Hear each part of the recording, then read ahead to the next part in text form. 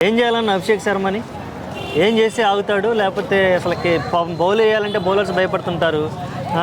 Next time ఏదైనా match వస్తుందంటే అతనితోటి out అయితే ఓకే, వన్స్ అతనికి ఫ్రీ హ్యాండ్ దొరికింది, లైఫ్ దొరికిందంటే ఇంక అది ఎట్లా డైజెస్ట్ చేసుకోవాలి అన్న మన అభిషేక్ శర్మ గురించి ఒకే ఒక మాట చెప్తాను. అది ఎప్పుడైతే this is for orange army అని రాసుకొని చీటీ పెట్టుకొని మన గ్రౌండ్లోకి దిగి సెంచరీ కొట్టి సెంచరీ అప్పుడు ఆ సెలబ్రేషన్ చూపించిండో ఆ రోజే మనం అభిషేక్ శర్మకు పెద్ద డయాడ్ ఫ్యాన్ కావాలి. ఎందుకంటే ఆ రేంజ్లో కాన్ఫిడెన్స్ క్యారీ చేసుకొని ఒక టీం ఆల్రెడీ 10th అంటే టేబుల్లో లాస్ట్ ప్లేస్లో ఉండి ఆ కాన్ఫిడెన్స్ క్యారీ చేసి అంత ఎనర్జీతో వచ్చి సెంచరీ కొట్టి అది సెలబ్రేషన్ చూపించడం అనేది మాత్రం వేరే లెవెల్ కాన్ఫిడెన్స్.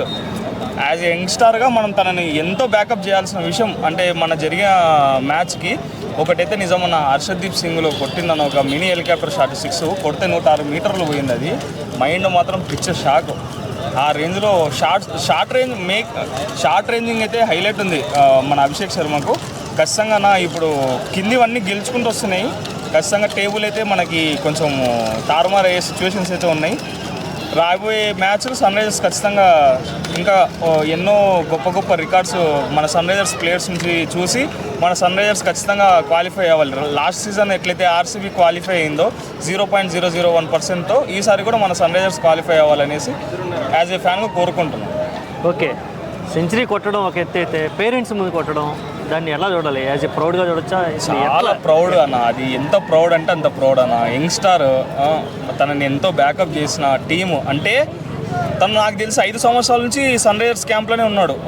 4 ఆడిండు, 5 ఆడిండు. కేన్ విలియమ్స్ అన్న డేవిడ్ వార్నర్ ఉన్నప్పుడు కూడా తనని బ్యాకప్ చేసి ఇప్పుడు ఓపెనర్గా దింపి ట్రావిస్ హెడ్ని కూడా అందరూ మర్చిపోయి, అంటే ట్రావిస్ హెడ్ ఇప్పుడు నెంబర్ 1 మనకి T20 ఫార్మాట్ ప్లేయర్ కానీ ODI ఫార్మాట్ ప్లేయర్ కానీ నెంబర్ 1 బ్యాటర్ని మైమర్పించేలా బ్యాటింగ్ చేసి పేరెంట్స్ ముందు కొట్టి కావ్యమరన్ గారు కూడా మన అభిషేక్ శర్మ ఇట్లా సెంచరీ కొట్టినప్పుడే వాళ్ళ పేరెంట్స్కి పోయి షేక్ హ్యాండ్ ఇచ్చి హగ్ ఇచ్చి తనని ఎంతో బ్యాకప్ చేస్తున్నారు. యాజ్ ఎ పేరెంట్స్కి అయితే అది చాలా ప్రౌడ్ ఫీలింగ్ అని. అసలు స్టేడియంలో అన్ని వేల మంది ఉండి వాళ్ళ బాబు సెంచరీ కొట్టడం అనేది పేరెంట్స్కి జీవితంలో మర్చిపోలేని ఒక మెమొరీ అన్న. ఓకే, తన ఫామ్ మిగిలిన టీంకి కూడా ఫార్వర్డ్ అయ్యి అందరూ మళ్ళీ బాగా ఆడే ఛాన్స్ ఏమైనా ఉందంటారా? ఖచ్చితంగా అన్న, కన్ఫామ్గా.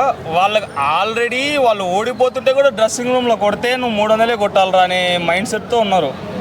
అట్లాంటిది 240+ రన్స్ని చేస్ చేసినప్పుడు కాన్ఫిడెన్స్ అనేది ఇంకా హై లెవెల్లో ఉంటుంది. కాబట్టి ఈ అభిషేక్ శర్మ కానీ మన క్లాసన్ కానీ మన ట్రావిస్ హెడ్ కానీ ఏ రకంగా అయితే మన పంజాబ్ పైన మ్యాచ్ గెలిపించిందో అదే కాన్ఫిడెన్స్నే నెక్స్ట్ మ్యాచెస్ కూడా క్యారీ ఫార్వర్డ్ చేసి ప్యాట్ కమిన్స్ ఖచ్చితంగా మ్యాచ్లు అయితే గెలిపిస్తారు. ఓకే, SRH కొంచెం ఫీల్డింగ్లో చాలా తప్పులు చేస్తుంది, దీన్ని ఎలా చూడాలి?